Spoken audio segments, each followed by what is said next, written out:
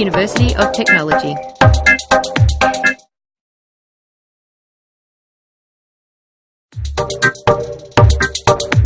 Part of the reason that I got into astronomy was because people have this innate interest in what they see in the night sky. You go out, you look up, you see the stars and planets, and you kind of naturally wonder what they are. And people have wondered this for thousands of years.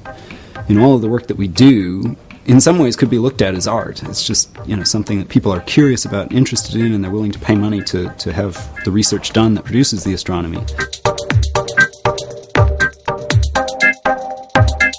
As an astronomer, I work in extragalactic astronomy. I look specifically at spiral galaxies like the Milky Way. Especially since we live in one of these things, the question is, well, how do they form? Where do they come from? How do they evolve? I use something called an integral field spectrograph. It's like a camera where each pixel of the camera actually takes a full spectrum of all of the light that's hitting that pixel. So we can measure the velocity of the galaxy in each little spectra in the image, then we can tell whether it looks like a disk or not. I tend to think of what I do is basically a desk job with an awful lot of travel involved. Later this week I'm going to Pasadena in California to a meeting specifically to work on understanding how to analyze the data that we're getting from the Keck telescope. The Keck is one of the world's largest optical telescopes. It's two telescopes actually.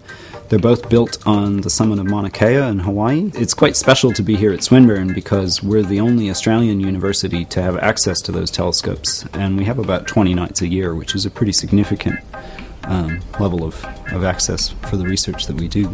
Astronomy is quite a small community, and so everybody knows everybody, and it's really, really meant a lot that the community here at Swinburne is growing so quickly, and it's full of kind of vibrant, energetic young individuals. So I go to conferences or whatnot, and people say, "Oh, you're from Swinburne."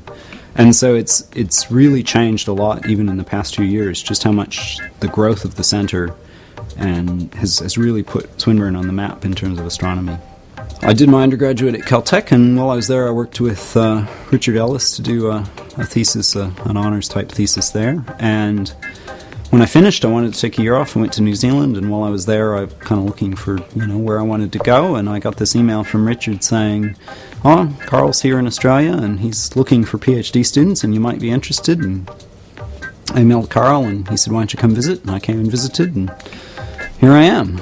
Carl's a really good supervisor because, especially for me, he's very hands-off, so he lets me go and do the things that I want to do. I also, when I have a question or when I don't know where to go or what direction to take, he's really good because I can go to him and he's got really fantastic ideas on what to try next. Being an international student, Melbourne is really quite an amazing place. It's such a good place to live, and we joke about the fact that we're the most livable city in the world. There's so much to do outside that I really enjoy. There's climbing and there's mountain biking and there's all of these outdoor activities that I really enjoy, and also you get away from Melbourne. Melbourne is a big city, but you get away from the city and it's really dark and you can see the sky and you can take people out observing and really kind of show them some of what I do and what I'm connected with.